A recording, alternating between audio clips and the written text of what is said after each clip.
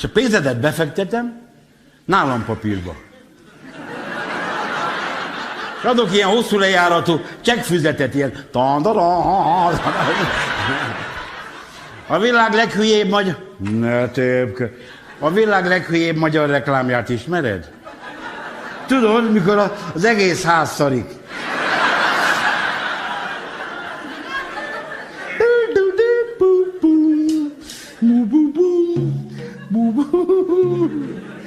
És ennyi barom emberrel megyünk Európába.